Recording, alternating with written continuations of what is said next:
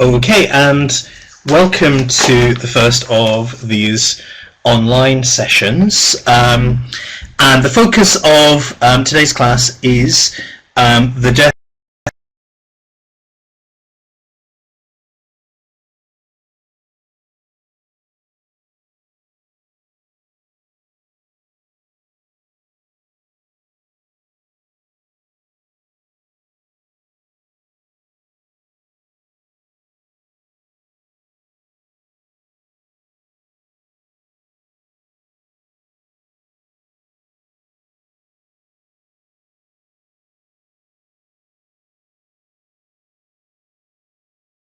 of John Comyn, which most historians regard as a turning point in medieval Scottish history. So we're focusing on a specific event, and that event is it's a murder.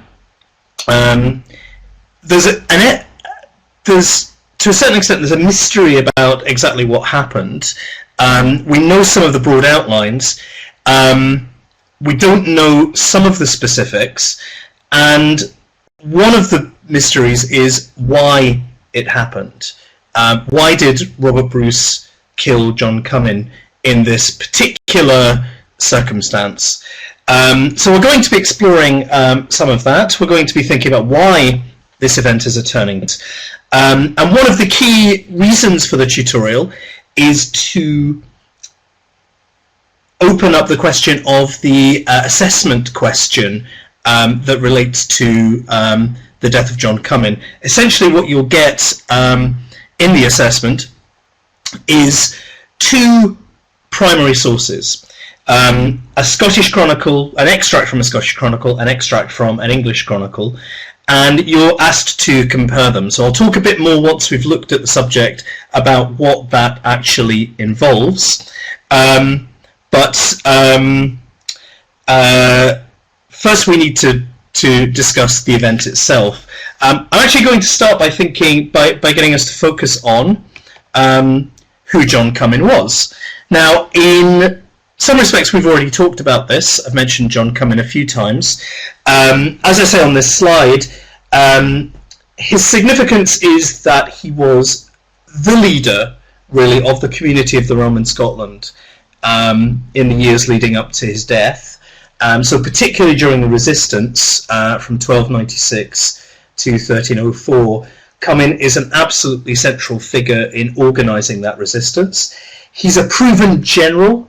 He's somebody who had led the resistance into battle. He had won a significant battle, a temporary victory, I suppose, at the Battle of Roslin in 1303.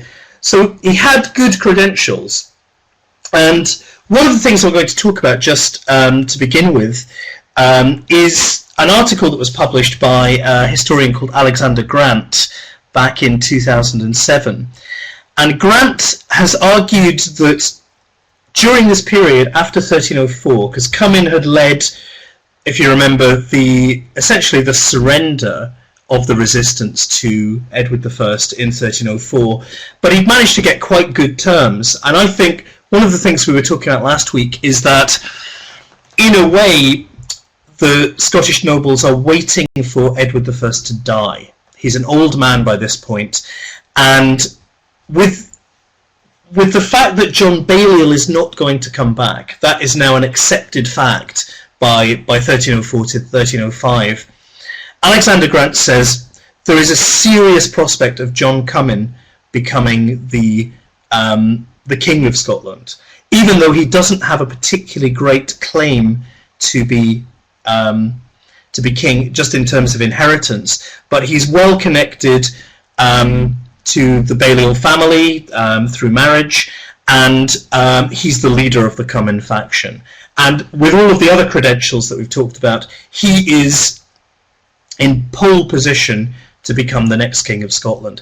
And Grant says that is a significant fact to think about in working out why it is that Robert Bruce kills him.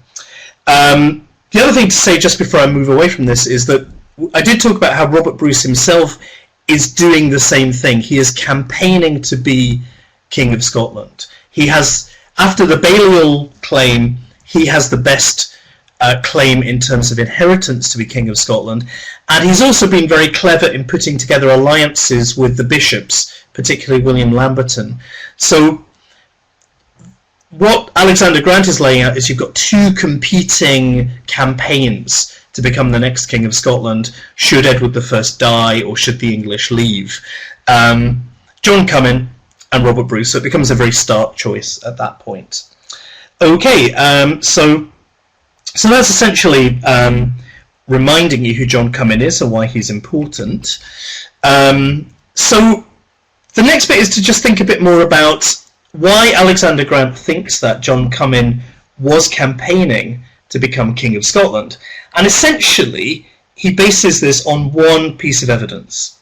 So it shows you how little we have to go on when it comes to medieval Scottish history. Grant had found a poem that had been circulating in 1304-1305, which argued that John Balliol is essentially no longer king. He's gone. That's it. But also that Robert Bruce should not be king. So it's very much an anti-Bruce poem. It's saying the throne is vacant, Bruce is not acceptable, who else is there? And Grant says this, he reckons this is part of a concerted propaganda campaign to establish John Comyn as the only way forward for the Scottish monarchy. So it's quite interesting. Grant is assuming that there would have been lots of other material, that this poem is sort of the tip of the iceberg in a way of a big push to make John Comyn the king, which is a bit of an assumption. And so the question that I put is, does it seem plausible that this poem can reveal an entire campaign to make John Comyn king? And Grant lays out why John Comyn at least has a good prospect of becoming king. And it's basically what I've already said, that he's a proven general, he's a leader, he's well connected, he's probably very, very well respected as well.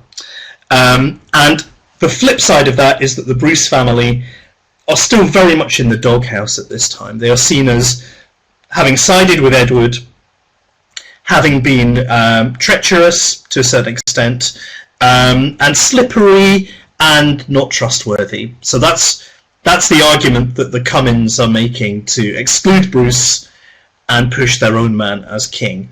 This at least is according to Alexander Grant's argument.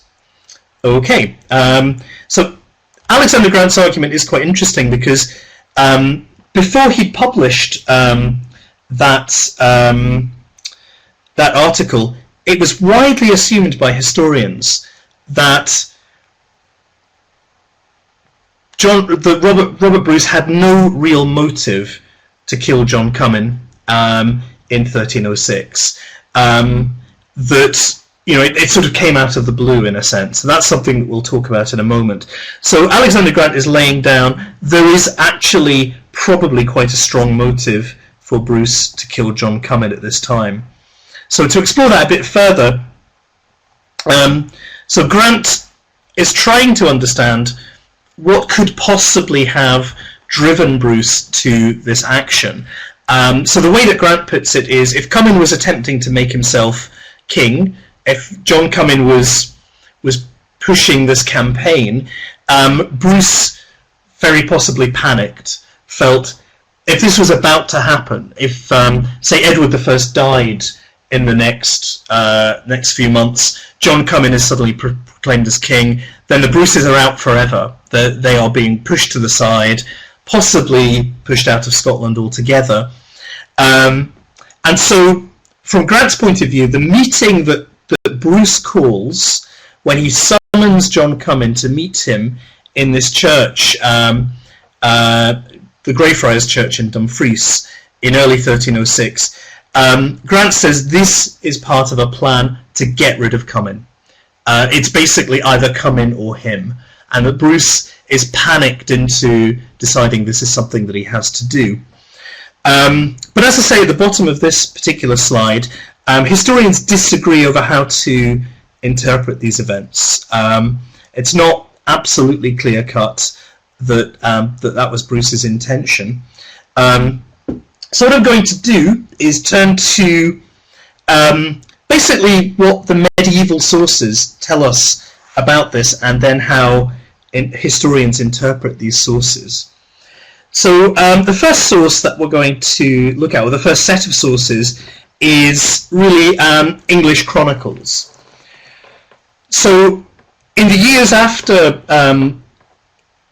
Robert Bruce's action, a series of English chronicles were written, all of which tell much the same story. And that story is that Bruce went into rebellion against Edward I, became defied Edward I. This rebellion leads him to try to bring together the different forces in Scotland to fight on his side. Comyn resists this. Comyn believes that Bruce has taken a wrong action, has done something unacceptable, and that leads Bruce to kill Comyn. So essentially the way that the English chronicles see it is Bruce has to get rid of Comyn in order to fight the war against England, in order to make himself King of Scotland. So the key thing about these chronicles is the way they represent Robert Bruce as an absolute villain, a ruthless murderer, and an unholy man. You know, he's somebody who is willing to commit murder in a church, is willing to blaspheme against God.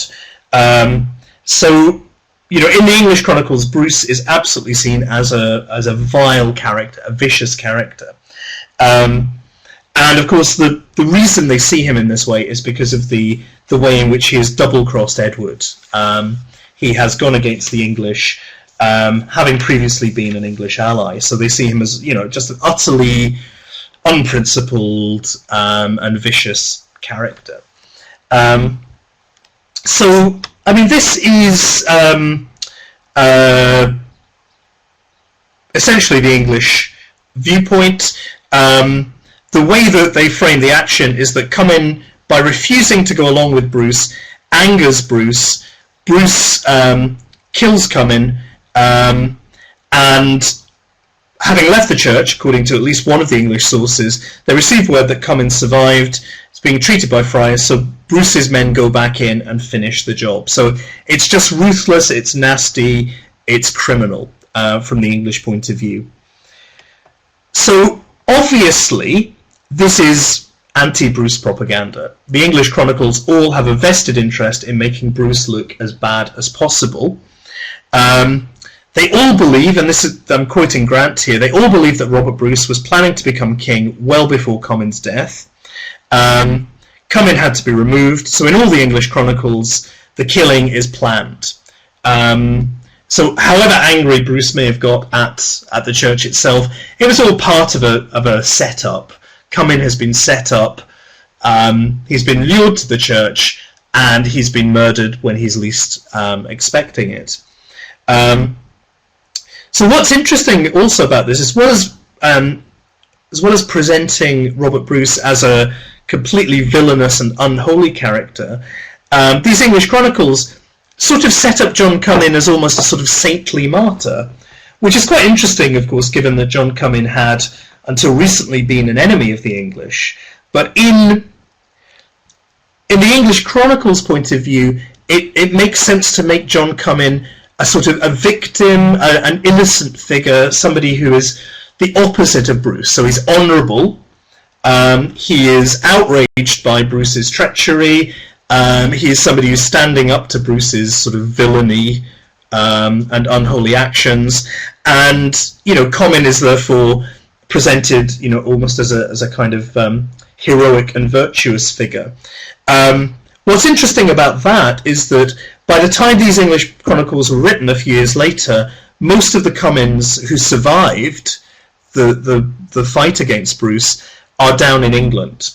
As we'll see in the next tutorial, Bruce goes to war against the Comyns and basically wipes them out, or removes them from Scotland. And those Comyns who survive flee down to England, and they become part of the sort of the English effort to remove Robert Bruce. So by this time, the English chronicles are used to the Comyns being allies. So it's all, I appreciate this is all very complicated. Everybody's switching sides, left, right, and centre. But the basic point is, once Bruce had killed John Comyn and set himself up as king, the Comyns had no alternative but to fight against Bruce and to use whatever they could against him, and that if that meant going down to England, that had to be done. So that's essentially the English chronicles. One question that I've put here is, this is propaganda. It's a deliberate attempt to blacken Bruce's name, to make Bruce seem to be an utterly untrustworthy character. But just because it is propaganda doesn't necessarily mean everything about it is false. There will be false elements to it, particularly the way in which it's written, the tone of the language, etc. But there might be a core of truth underneath it. So one of the things that I'd like you to do when you're doing the assessment is I'd like you to look at the example of an English chronicle that we've got, an extract, and think about what about it might be true if you strip away all of the sort of propaganda elements, and how can we assess how far it's true. Okay, so that's all a bit of a setup for the next slide, which is basically a very short extract from a chronicle by an English monk based in the north of England, so not far from the Scottish border, called Walter of Guisborough. So what I'd like you to do with this in the assessment is, first of all, I'd like you to look at this extract, and given everything that I've just been saying, given what I've said about the background to the way that people think about this event, this murder, I'd like you to look at who Walter of Guisborough was. So I've given you basically a link to the Wikipedia page, which, to be honest, was the best straightforward source I could find. Think about who he was, his reasons for writing this chronicle, then look at the words that he uses, the tone that it's written in. How does he represent the actions? What does he say actually happened, and what is he focusing on? So you're looking at how he portrays both sides, what he says each of them actually does, and overall, looking at this extract, which is just a few sentences, I want you to think about what explanation does Walter of Guisborough give here for Bruce's murder of John Comyn. So that's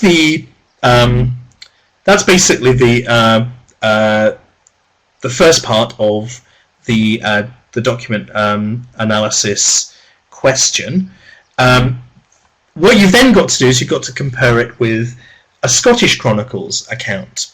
So this is where I need to give you a bit of background into the Scottish Chronicles and what they say about this.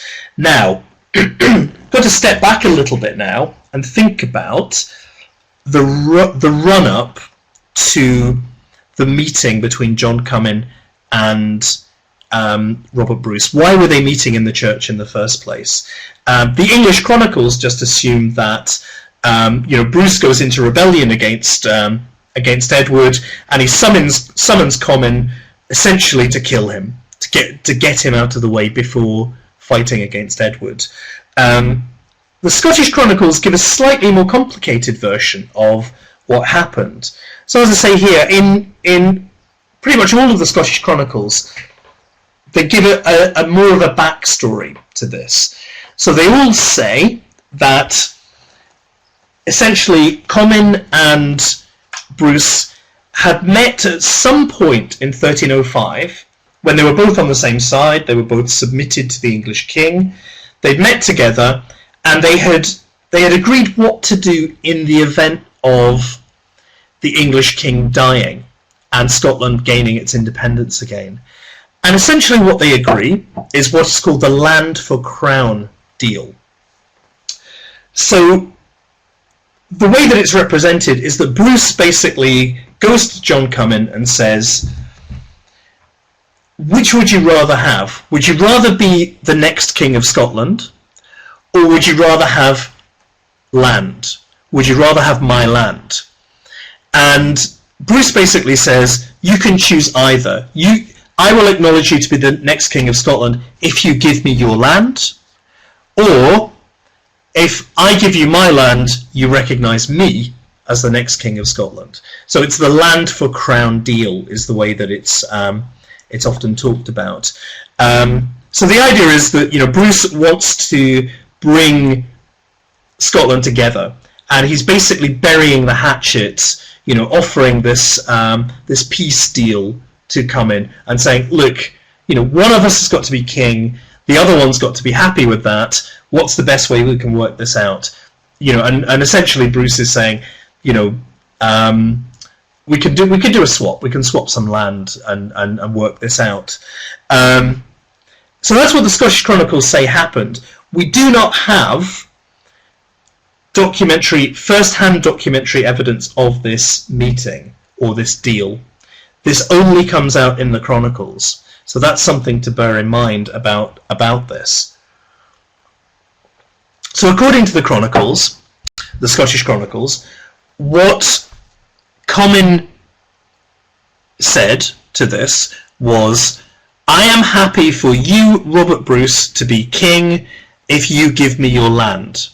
So essentially that would make John Comyn, easily the greatest landowner in Scotland, the greatest lord in Scotland, but he's happy for that to happen. Robert Bruce is happy for that to happen as long as he acknowledges Robert Bruce as king. And according to these chronicles, the land for crown deal was sealed by a solemn oath. So the thing I want you to think about that is whether that is a credible account of a real meeting between John Comyn and Robert Bruce. As I say, we don't have any independent evidence of this apart from what the later chronicles say, who will generally take a pro-Bruce line. So is this just propaganda? Now, the reason why this helps to explain the death of John Comyn is because the way that the Scottish Chronicles portray what happens next is that, if I go on to the next slide, according to these pro-Bruce accounts, these Scottish Chronicles, Comyn betrayed this deal to Edward. Essentially, Comyn pretends to agree with Robert Bruce, but then goes straight to Edward and says, Bruce is planning to become King of Scotland. He is betraying you. You need to do something about it. And that's why Robert Bruce has to flee away from the English troops, go back into Scotland. He's in England at this point. Go back into Scotland and essentially go into rebellion against Edward. So that is the result, according to these accounts, of Comyn betraying the deal that they'd apparently agreed.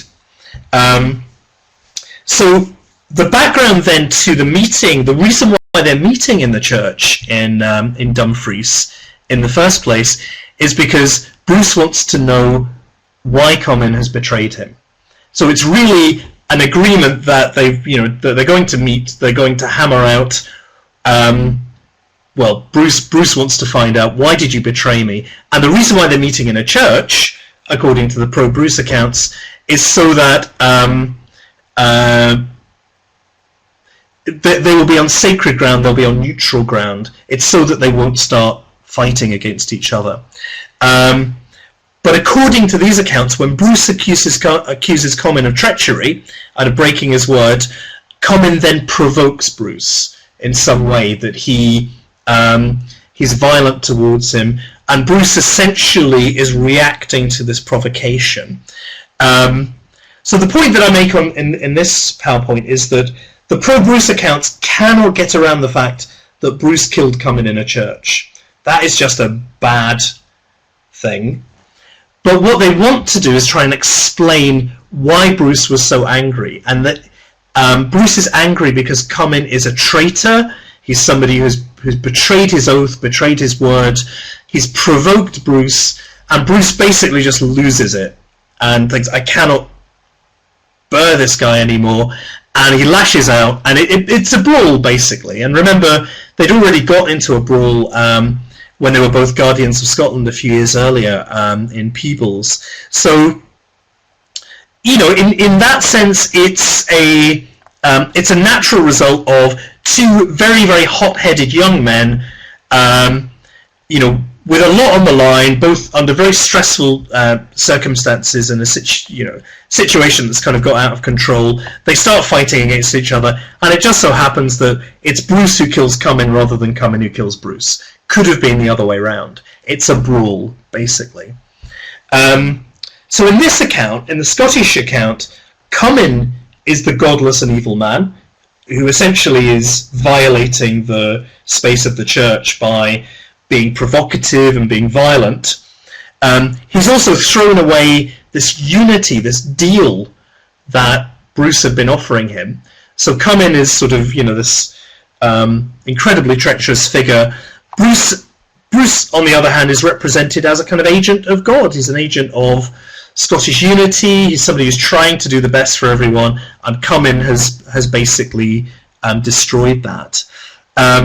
So in these pro-Bruce accounts, these Scottish Chronicle accounts, the murder is not premeditated, but the result of what Comyn did. It's Comyn's fault.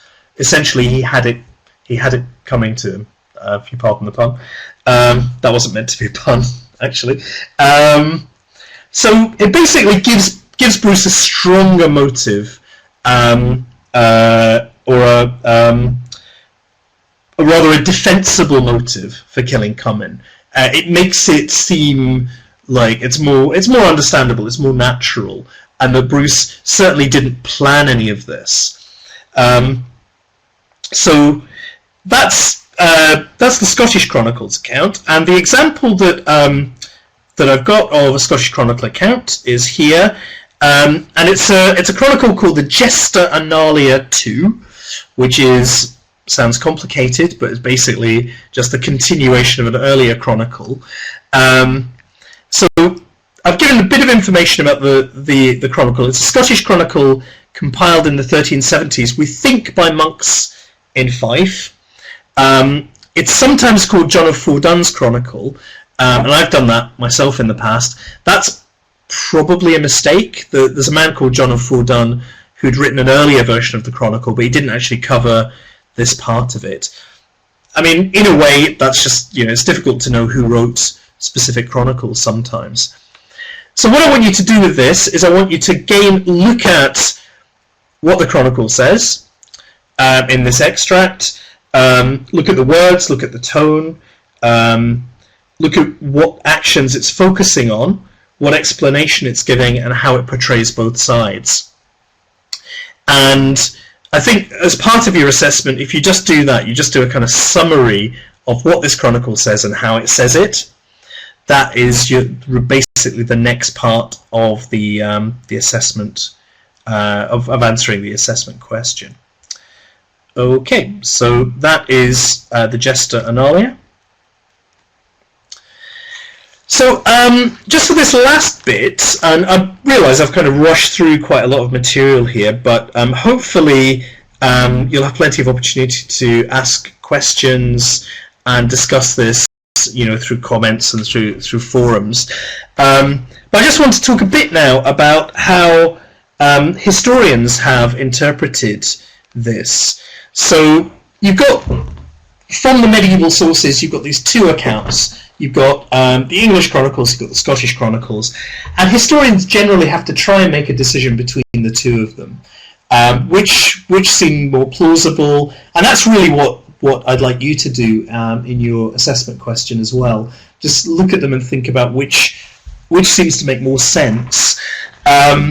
So broadly, I would say most historians have said Bruce did not have a good motive to plan the murder of John Comyn. The idea that it's premeditated seems unlikely because of the incredible danger that it puts Robert Bruce into. The moment Bruce kills Comyn and retreats from Dumfries, he's a fugitive, he's an outlaw, he's going to be excommunicated by the church because he's violated sacred territory, sanctuary as it's called. He's put himself in an impossible situation. And if you were a neutral observer in 1306, observing the situation that Robert Bruce had put himself in by killing John Comyn, you would think Robert Bruce is a dead man. He's not going to survive because the Comyns are going to come after him. They are going to kill him. Edward is going to come after him, is going to kill him. It's really a question of who gets to him first. And Bruce really seems to have no strategy for survival. Again, some historians have said what Bruce does immediately after the death shows that he hadn't thought this through, because he just goes on the run, basically. He heads up north to Glasgow, basically to throw himself at the mercy of the Bishop of Glasgow, Robert Wishart, and beg for his forgiveness. And so that is really one basic interpretation, that it couldn't possibly have been pre-planned, because it puts Bruce in such a terrible situation. So that's really the historians' consensus. So just to quote a few of what historians have said, basically the godfather of Scottish historians on this subject, Geoffrey Barrow, said, "It is contrary to everything we know about Bruce's character that he should have called Comyn to the Greyfriars Church with the secret intention of killing him." So Barrow is making an interesting assumption there about Bruce's character, saying it's not in Bruce's character to have committed an action like this. So that's something that you can think about. From everything you know about Robert Bruce, do you think that is a likely thing for him to do? We can leave that for discussion, and you can think about that yourself as well. Other historians basically sort of agreed with Barrow. It's unlikely that the murder was premeditated. That's according to Alan Young, who's a historian actually of the Comyns, wrote a very famous book on the Comyns.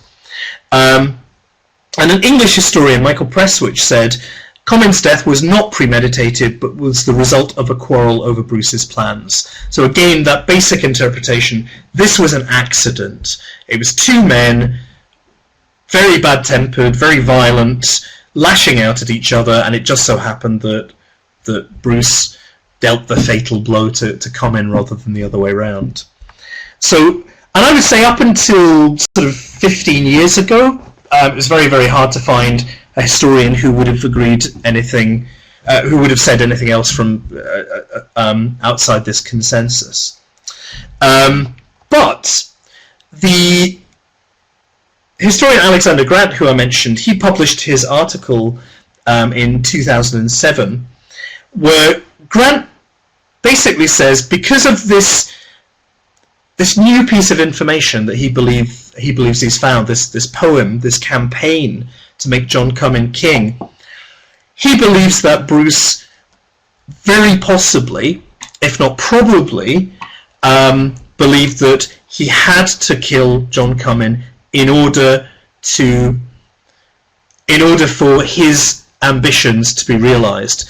And for that reason, it's a premeditated action. It's something that's part of Bruce's strategy. And one thing that you could say in defense of that is that maybe Bruce had coordinated this with the bishops. He'd already made an alliance with Bishop William Lamberton. He goes to Bishop Robert Wishart in Glasgow, and he gets that forgiveness. Robert Wishart forgives him, and then encourages him to be crowned king. And it's the bishops who crown Robert Bruce as king, and that's something we'll look at in the next tutorial. So you could say there is a plan. Bruce is not. It's still a fairly desperate action, and it still puts Bruce in a lot of danger. But there is a plan there, and that he's carrying it out. So the other thing that Grant says, and again that reinforces this point about it, this event being a turning point. If it hadn't been for this death of John Comyn, Bruce may well have ended up being outmaneuvered by the Comyns and of being, shoved aside. So this is basically the creation of the Bruce dynasty, which becomes the Stuart dynasty, which becomes essentially our current royal family to this day. So all of that flows from this death. If Bruce hadn't acted the way that he had at that time, hadn't done this kind of desperate action, and then fought to survive the outcome of this, then the whole of Scottish and British history would have been quite different. So that's interesting, and Grant actually puts it in an even kind of more stark way in saying that Comyn was a sacrifice. John Comyn was a sacrifice that Robert Bruce made in order to create his dynasty. So that's something I'll point to in a later slide.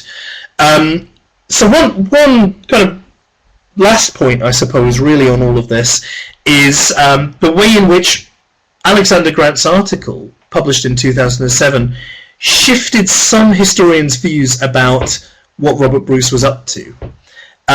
So Michael Penman he wrote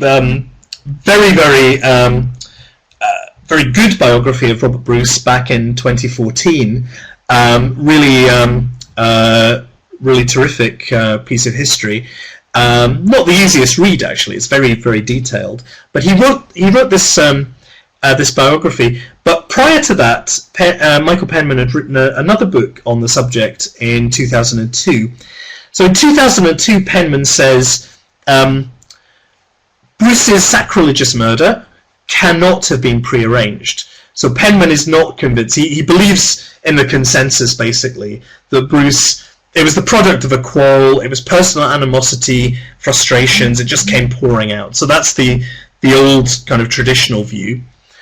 But then by the time Michael Penman came to write his full biography of Robert the Bruce, he'd sort of changed his mind about that. And I think it was Alexander Grant's article that did that.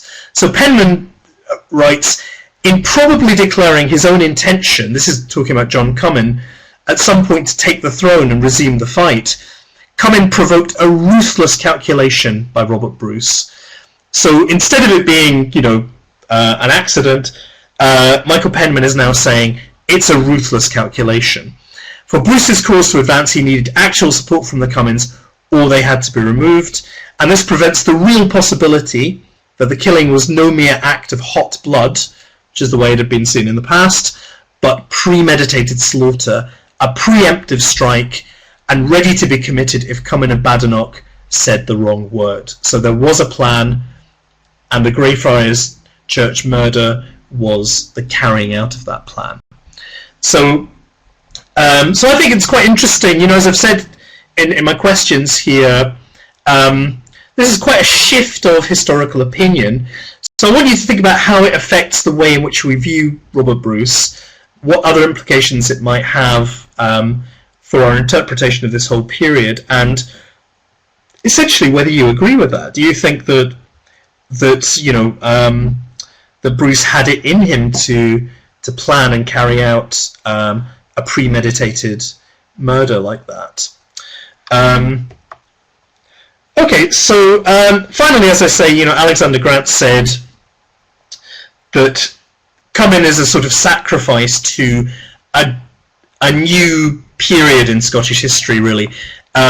What's quite interesting is that after this moment, Bruce is then forced to wipe out the Comyns. I mentioned that earlier, and we'll talk about that next time. that's the reason why after 1309 actually, a couple of years after this, the Comyns are destroyed as a power in Scotland. They've basically been the most powerful family in Scotland for the previous century, but by 1309 they're gone and they're not coming back. And that's the reason why most of you would have heard of Robert Bruce before you did this unit, but I think very few of you, if any of you, would have heard of the Comyn family. The Comyns are just wiped out of Scottish history. The chronicles kind of vilify them, and then they forget about them. You know, the Comyns aren't important anymore. So you know, John Comyn is sort of the end of the road for the Comyn family, and his death represents that. Okay, so finally, if you're confused about any of this, which I wouldn't be surprised if you were, and it would have been very handy for us to have a face-to-face class for me to take all of your questions about this and to clarify points you don't understand. There is a nice, easy-to-read article by Michael Brown, another historian of this period, at historyextra.com. It's a nice short article which covers a lot of the issues, and particularly tells you what Bruce does after the death of John Comyn. So that's well worth a read, and it should be still at that link. I checked it not that long ago. And I want you to just think about where Michael Brown stands on the debate that we've been talking about. You know, was it a pre-planned, premeditated action? Was it an accident that that Bruce did not plan it in beforehand? And is Michael Brown sympathetic to Bruce, do you think? So that's that's another just piece of information. The other thing that you can do is, of course, you could watch the documentary. I'll put that. I'll remind you of the link to the documentary. You could watch the documentary on Robert Bruce and see what that tells you about John Comyn, and how the documentary interprets that particular, the particular incident that we've been talking about. Okay, so the very, very last thing is what you need to do in the assessment question, comparison of sources, is take the two sources that you've got there. So that's the English Chronicle of Walter of Guisborough, the Scottish Chronicle, Gesta Annalia, as it's called, and identify the main points of each source, as well as the origins, authorship, purpose, and intended audience. Then identify at least 3 points of similarity and or difference in the specific details. So, you know, in the way that it's presenting the events, in the way that it's presenting the individuals, in what it chooses to focus on, etc., etc. And then in your conclusion, identify the overall similarity or difference of the two sources. How far is there a similarity? Are they predominantly different? And that's what I would like you to do. And make sure you quote from the sources themselves. And when you're talking about the sources, you're very specific about what you're drawing from it. So use quotations. Okay, so that is that. Just finally, I have some references for you, well, just to show you where the information came from. So I hope you find that useful. I mean, obviously, it's much less helpful than having a class where, you know, I can see how puzzled you all are, for a start, or I can, you know, people can kind of take me to task on things that I've said that maybe seem slightly contradictory or confusing. So what I would just encourage you to do, until we settle down and we work out